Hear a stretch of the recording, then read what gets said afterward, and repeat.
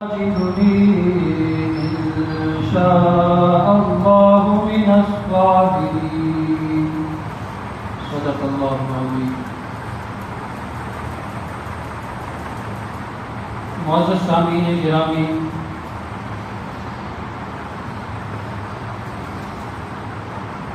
قابل صد احترام جامعہ مسجد قطر کے حضور مسلمان بھائیوں دوستوں، حضرت ابراہیم علیہ السلام کا تعارف، تذکرہ تبلیغ، توحید کی دلائل، اپنے آپ، اپنے والد صاحب اور اپنی قوم کو دعوت و تبلیغ کا طریقہ کار اور بتوں کو توڑنے کے ذریعے اللہ کی وحدانیت کو ثابت کرنے کا سلسلہ جاری ہے۔ اس جمعے میں انشاءاللہ تعالی حضرت ابراہیم علیہ السلام کی شان پر مختصر گفتگو کریں گے۔ اللہ تبارک و تعالی مجھ سے درخواست ہے کہ اللہ تعالیٰ مجھے ہم سچ کہنے کی توفیق نصیب فرمائے، اس کے بعد ہم سب کو ان باتوں پر عمل کرنے کی توفیق نصیب فرمائے۔ تو گزشتہ جمعے تذکرہ چل رہا تھا کہ حضرت ابراہیم علیہ السلام نے جب بتوں کو توڑنے کے بعد نمرود نے حضرت ابراہیم علیہ السلام کو شاہی دربار میں بلایا۔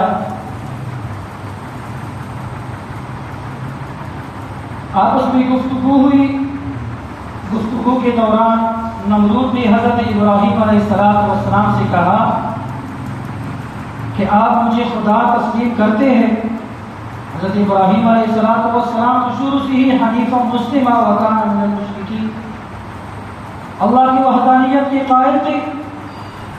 اگرچہ اپنے گھر کے اندر بتوں کی فیکٹری تھی، لیکن بچپن سے ہی آپ علیہ السلام وحدانیت کے قائل، اللہ نے محفوظ کر لیا تھا۔ تو حضرت ابراہیم علیہ السلام نے فرمایا کہ میں کبھی بھی آپ کی وحدانیت یا آپ کی عبودیت کا، آپ کی معبودیت کا قائل نہیں ہو سکتا، میں آپ کو خدا تسلیم نہیں کر سکتا، اس لیے کہ میرا رب تو وہ ہے جو عدم سے وجود بخشتا ہے، زندہ سے مردہ، مردہ کو زندہ کرتا ہے۔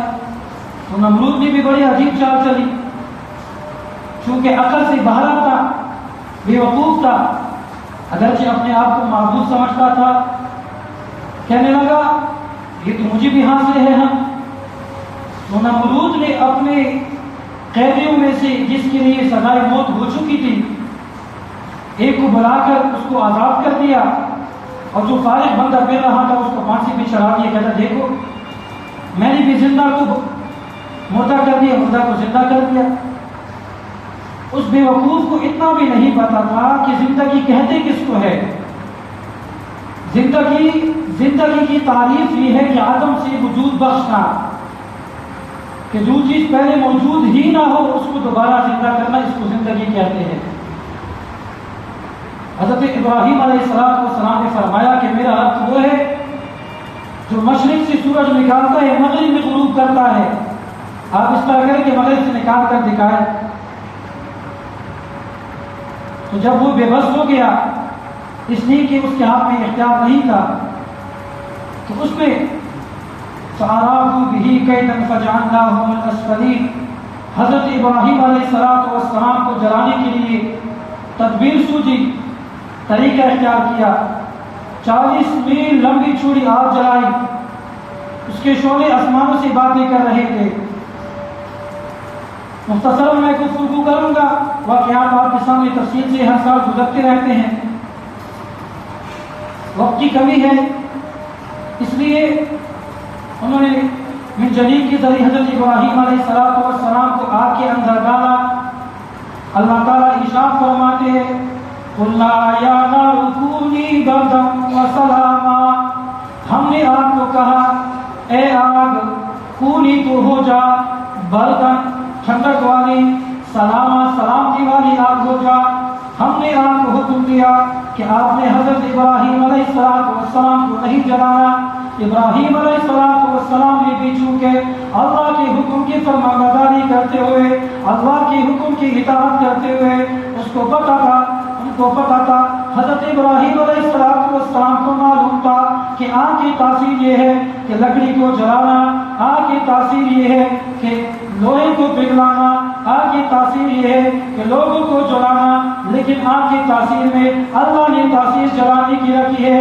اگر اللہ تعالیٰ چاہتے ہیں، اللہ تعالیٰ نے جلانے کی تاثیر رکھی ہے، تو اللہ تعالیٰ اس بات پر بھی قادر ہے کہ اللہ تعالیٰ اس آگ سے جلانے کی کیفیت کو، تاثیر کو سلب کر لے۔ اس لیے حضرت ابراہیم علیہ السلام نے اللہ کی وحدانیت کو دعوت دینے کے بعد، اللہ کی وحدانیت کو ثابت کرنے کے لیے، اللہ کی وحدانیت کا لوگوں کے سامنے اظہار کرنے کے لیے، اللہ کی وحدانیت کو اپنے اوپر اپنے اس آگ میں چھلانگ لگانے کے ذریعے ثابت کرنا تھا، لوگوں کے سامنے وحدانیت کا اقرار کروانا تھا۔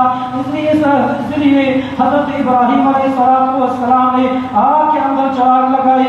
حضرت ابراہیم علیہ السلام کے آگ چلانے کے ذریعے، آگ میں چراغ لگانے کے ذریعے اللہ تعالیٰ نے ارشاد فرمایا، اے آگ تو ہو جا ٹھنڈک والی، سلامتی والی آگ ہو جا، تیری صفت ہے جلانا، آج تم نے میرے بندے کو، میرے معبود کو جلانا نہیں۔ اس لیے اس آگ میں حضرت ابراہیم علیہ السلام کے بدن کا ایک بال بھی نہیں جلایا۔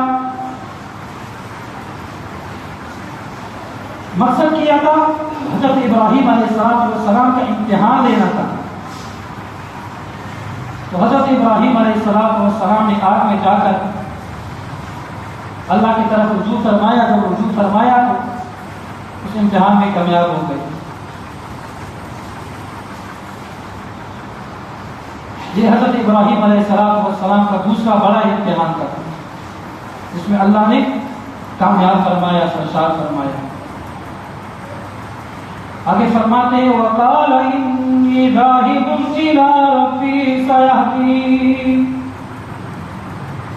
فرمانے لگے جب آگ سے نکل آئے، سب کے سامنے بات ظاہر ہو گئی کہ حضرت ابراہیم علیہ السلام سچی نبی ہے، اس لیے کہ آگ کی تاثیر جلانا، آگ کے ذریعے حضرت ابراہیم علیہ السلام جب آگ سے بھی بچے، نہ تو اس کے باپ میں اعظم نے ایمان لایا، نہ ان میں سے کسی قوم نے ایمان لایا۔ اس لیے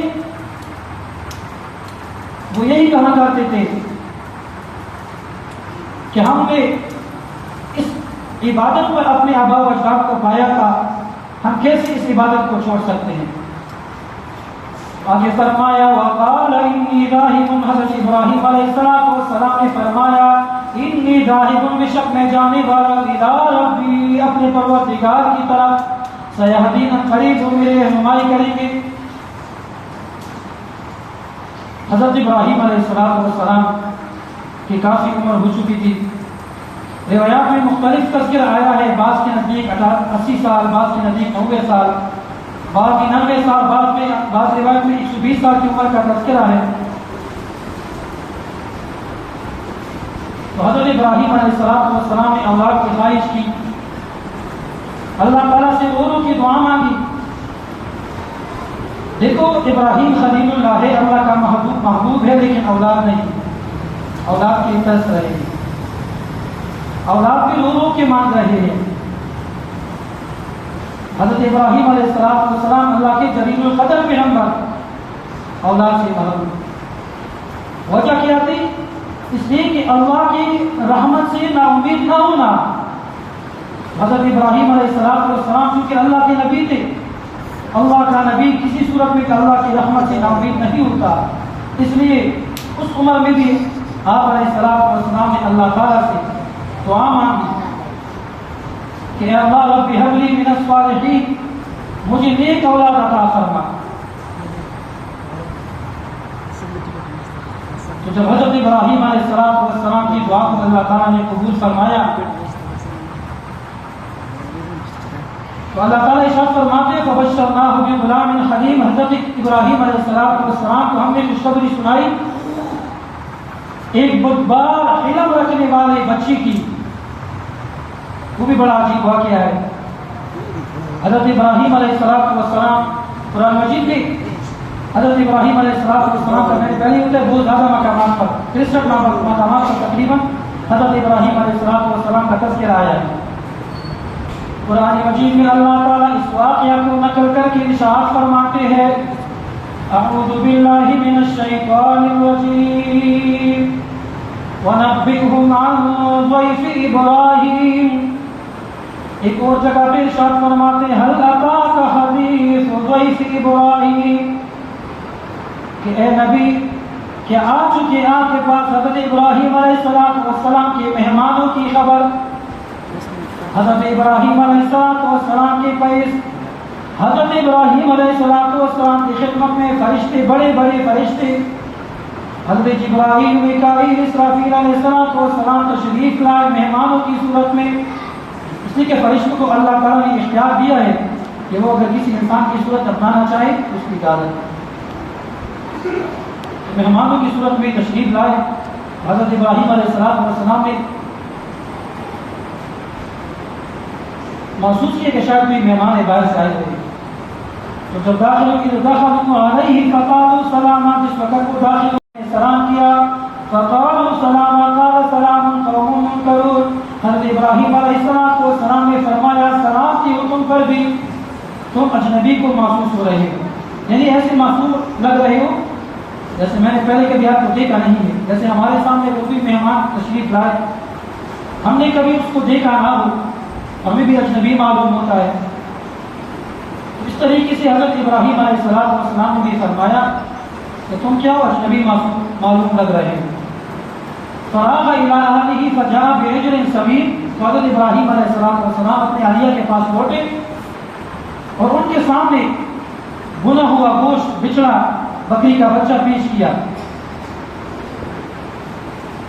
فقربوا الیہ فقال لا تأکلون، حضرت ابراہیم علیہ السلام نے جب بنا ہوا گوشت ان کے سامنے پیش کیا، وہ تو فرشتے تھے، کھانے پینے سے پاک ہے، معصوم ہے، تو انہوں نے ہاتھ نہیں بڑھایا کھانے کی طرف۔ حضرت ابراہیم علیہ السلام نے خوف محسوس کیا، اس لیے کہ اس زمانے میں دستور تھا کہ جو دشمن ہوا کرتا تھا جب وہ کسی کے گھر میں لڑائی کے لیے چوری کرنے کے لیے جاتا تھا، چور بھی، تو اس گھر سے کھاتا نہیں تھا، اس لیے وہ سمجھتے تھے کہ نمک حرامی ہے کہ ایک کے گھر سے چوری بھی کرنا اور اس کے گھر سے کھانا بھی۔ تو جب فرشتوں نے کھانے کی طرف ہاتھ نہیں بڑھایا تو حضرت ابراہیم علیہ السلام نے خوف محسوس کیا کہ کہیں ایسا نہ ہو کہ ہمارے ساتھ ان کا کوئی اللہ نہ کرے دشمنی کا ارادہ ہو۔ فرشتے نے فرمایا قالوا لا تخف، آپ نے خوف نہیں کرنا، ہم فرشتے ہیں۔ جب انہوں نے یہ کہا اس کی بیوی حضرت ابراہیم علیہ السلام کی بیوی پردے کے پیچھے سن رہی تھی کہ کیا باتیں چل رہی ہیں، کون ہے۔ جب انہوں نے اپنا تذکرہ کہ ہم فرشتے ہیں، تو چونکہ فرشتوں سے پتہ نہیں، تو حضرت ابراہیم علیہ السلام کی بیوی سامنے آئی، فاقبلت امرأة فی صرۃ، چیخ مارتے ہوئے، فصکت وجہہا، اپنے چہرے پر تپڑ مارتے ہوئے سامنے آئی کہ آپ اس حالت میں ہمیں خوشخبری سنا رہے ہیں، بچے کی خوشخبری دے رہے ہیں، حالانکہ میں تو بوڑھی ہوں، میرا شوہر بھی بوڑھا ہے، میں بانجھ ہوں، میرا کیسے بچہ ہو سکتا ہے۔ تو فرشتوں نے کہا قالوا اتعجبین من امر اللہ، ایک اور جگہ پر ارشاد فرمایا قالوا کذالک، انہوں نے کہا ایسا ہی ہوگا، اس لیے کہ اللہ تعالیٰ نے یہی حکم دیا ہے کہ اللہ نے حکم دیا ہے آپ کو جب آپ کو بچے کی خوشخبری سنائے۔ تو حضرت ابراہیم علیہ السلام کی دعا کو اس طریقے سے اللہ تعالیٰ نے قبول فرمائی۔ جب لازمی بات ہے حضرت ابراہیم علیہ السلام کی دو بیویاں تھی، حضرت سارہ علیہ السلام، حضرت حاجرہ علیہ السلام، تو حضرت حاجرہ علیہ السلام حاملہ ہوئی،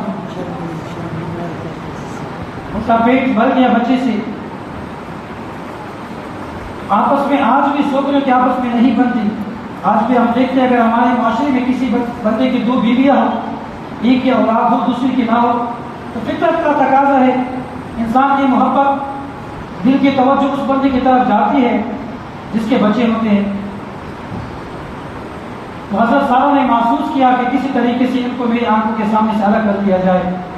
اللہ کا بھی پیغام آیا، حضرت ابراہیم نے فرمایا وقال انی ذاہب الی ربی سیہدین، اور قریب میں جانے والا ہوں اور اللہ میری رہنمائی فرمائے گا۔ تو اللہ تعالیٰ نے حضرت ابراہیم علیہ السلام کو ایک اور امتحان میں ڈالنا چاہا، آزمانا چاہا अल्लाह ने हुक्म दिया कि ए इब्राहिम अपनी बीवी को हज़रत हाजर अलैहिस्सलाम को और अपने बच्चे को, जिस बच्चे को आपने रो रो कर मांगा है, जिस बच्चे की पैदाइश आपकी बड़ी उम्र में हुई है, जिस बच्चे की पैदाइश आपके रोने की वजह से अल्लाह ने आपको अता फरमाया है, एक लौता बेटा है, आप उस बच्चे को और अपनी बीवी को ऐसे वादी में छोड़कर आ जाए, ऐसे वादी में छोड़कर आ जाए बिवादिन गैरि ज़ी ज़रअन, जिस वादी के अंदर कोई खेती बाड़ी नहीं, जिस वादी के अंदर कोई पानी नहीं, जिस वादी में, जिस आबादी में मकीन नहीं, जिस आबादी में कोई मकान नहीं। तो हज़रत इब्राहीम अलैहिस्सलाम ने फरमाया ऐसी जगह पर जहाँ पे कोई मकान नहीं, अल्लाह ने फरमाया हाँ ऐसी जगह पर कोई जहाँ कोई मकान नहीं, बिवादिन गैरि ज़ी ज़रअन। तो दमिश्क से सफ़र करते हुए कितने मील दूर जाकर हज़रत इब्राहीम अलैहिस्सलाम ने अल्लाह के हुक्म की तामील करते हुए, अल्लाह के हुक्म पर कलमाबरदारी करते हुए, लब्बैक कहते हुए अपनी बीवी हज़रत हाजर अलैहिस्सलाम और अपने बच्चे को, जो शीरखार बच्चा था, दूध पीता बच्चा, छोटे बच्चे को लेकर रवाना हुए। बैतुल्लाह के पास जाकर वहाँ ठहरे। हज़रत इब्राहीम अलैहिस्सलाम ने अपने एक मशकीज़े के अंदर पानी लिया, कुछ खजूरी लिए, खजूरी और पानी हज़रत हाजर अलैहिस्सलाम के हवाले करके वहाँ छोड़कर जाने लगे। हज़रत हाजर ने फरमाया ए इब्राहीम किसके हवाले कहाँ जा रहे हो, किसके हवाले किए जा रहे हो? न तो यहाँ पे कोई बंदा है, न कोई मकान है, न कोई पानी है, यहाँ तो एक ऐसे बंजर ज़मीन है जहाँ कोई दरख्त नहीं, जहाँ कोई चीज़ नहीं, किसके हवाले कहाँ छोड़ के जा रहे हो? हज़रत इब्राहीम अलैहिस्सलाम को चूँकि अल्लाह का हुक्म था, अल्लाह का हुक्म था, बात नहीं की। जब हज़रत हाजर ने फरमाया कि अल्लाह ने आपको हुक्म दिया, तो सर के इशारे से फरमाया हाँ अल्लाह ने मुझे हुक्म दिया है। देखो कैसा इम्तिहान है, बाप भी आजमाइश में, बाप का भी इम्तिहान, बेटे का भी इम्तिहान, बीवी का भी इम्तिहान। हज़रत हाजर अलैहिस्सलाम ने फरमाया इज़न ला युज़य्यिउल्लाह, अगर अल्लाह ने आपको हुक्म दिया है कि हमें ऐसी वादी में छोड़कर जाए जहाँ कोई ना मकीन है, ना मकान है, ना पानी है, ना कोई दरख्त है, ना कोई खेती बाड़ी, उस वक्त अल्लाह हमें ज़ाया नहीं करेगा। अगर अल्लाह का हुक्म है तो आपकी भी हमें ज़रूरत नहीं, जाए अल्लाह के हुक्म पर आप तशरीफ ले जाए। तो हज़रत इब्राहीम अलैहिस्सलाम ने जब उस जगह पर जहाँ पे आज बैतुल्लाह है, काबतुल्लाह है, अपनी बीवी हज़रत हाजर अलैहिस्सलाम को और अपने छोटे बच्चे, दूध पीछे बच्चे को, जिसको रो रो कर अल्लाह से मांगा था, अल्लाह ने अता फरमाया था, हज़रत इस्माईल अलैहिस्सलाम को उस वादी के अंदर काबतुल्लाह के पास छोड़कर जा रहे हैं। काबतुल्लाह के पास छोड़कर चले गए। जब ओझल हो गए, आंखों से ओझल हो गए, फरमाया रब्बना इन्नी अस्कनतु मिन ज़ुर्रिय्यती बिवादिन गैरि ज़ी ज़रअन, ए हमारे परवरदिगार बेशक हमने, रब्बना ए हमारे परवरदिगार इन्नी अस्कनतु, आपके हुक्म के तामील करते हुए मैंने अपनी औलाद को, अपने ख़ानदान को, अपने बीवी बच्चे को आपके हुक्म पर ऐसी जगह पे रिहाइश दी, ऐसी जगह पर छोड़ के जा रहा हूँ बिवादिन गैरि ज़ी ज़रअन, जहाँ पे खेती बाड़ी कोई चीज़ नहीं है, जहाँ पे कोई मकान नहीं है, जहाँ पे कोई मकीन नहीं है, जहाँ पे कोई पानी नहीं है, ऐसी जगह पर आपके हवाले करके जा रहा हूँ। हज़रत हाजर अलैहिस्सलाम ने जब पानी पीते रहे, 3 दिन गुजर गए, पानी ख़त्म हो गया, बच्चे को 3 दिन के दरमियान दूध पिलाते रहे।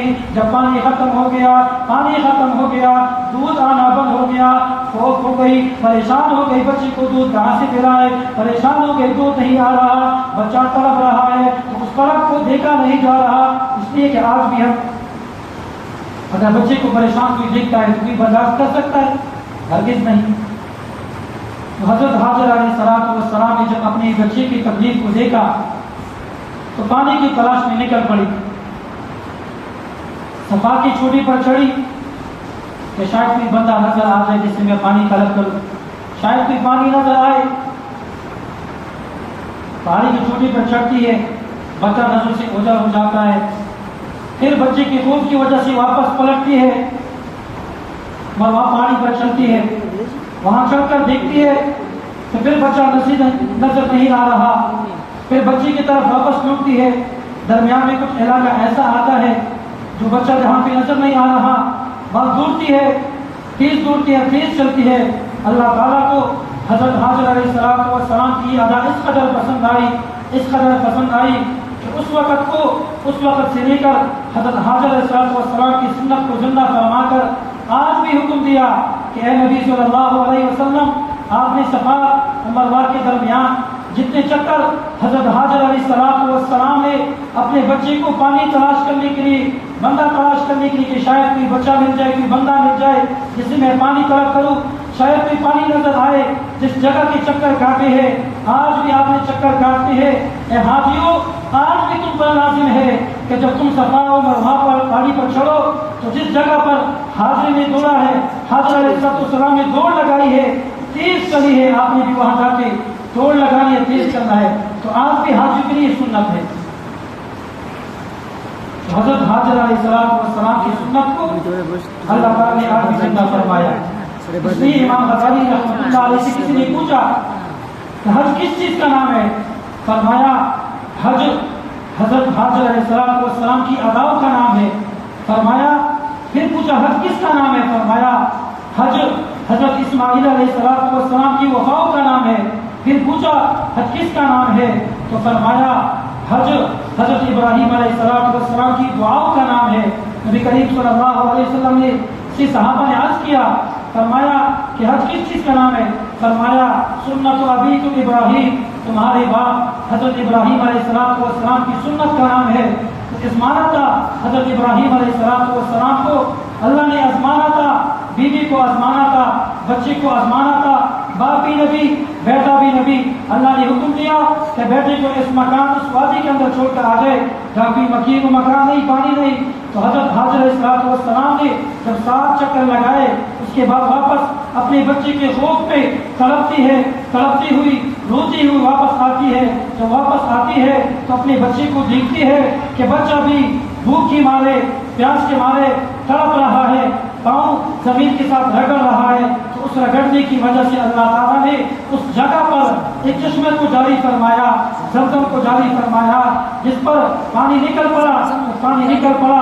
حضرت حاجر علیہ السلام نے فرمایا زمزم، نبی کریم صلی اللہ علیہ وسلم نے فرمایا اگر حضرت حاجر علیہ السلام اس وقت پانی کو حکم نہ فرماتی کہ رک جا تو آج اس جگہ پر ایک بہت بڑا چشمہ ہوتا جو پورے عرب کو سیراب کر دیتا۔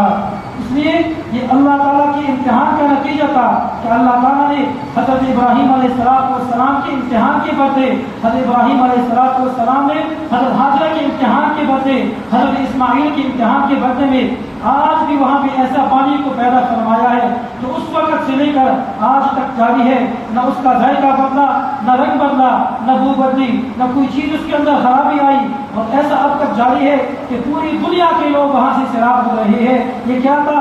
حضرت ابراہیم علیہ السلام کا امتحان تھا۔ کیا تھا؟ اللہ کا حکم تھا۔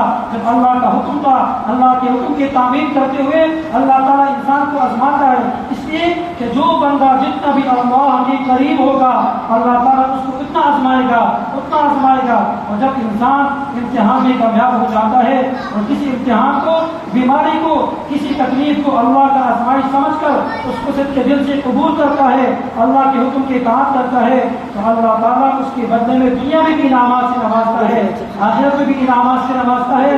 حضرت ابراہیم علیہ السلام کا تذکرہ ہے، گزشتہ جمعہ بھی اس پہ بات ہوئی تھی، آج آگے بھی چل رہے ہیں انشاءاللہ۔ اگلے جمعے اس بات کا تذکرہ کریں گے کہ حضرت ابراہیم علیہ السلام نے اپنے بیٹے کو اللہ کے راہ میں کس طرح قربانی دی، اپنے بیٹے کی قربانی دی۔ آج ہمارے پاس اگر اللہ کا حکم آیا ہے، ہم میں سے جو شخص صاحب استطاعت ہے، دیکھو حضرت ابراہیم علیہ السلام نے اللہ کی راہ میں اللہ کے حکم پر اپنے بیٹے کے گردن پر چھری چلائی۔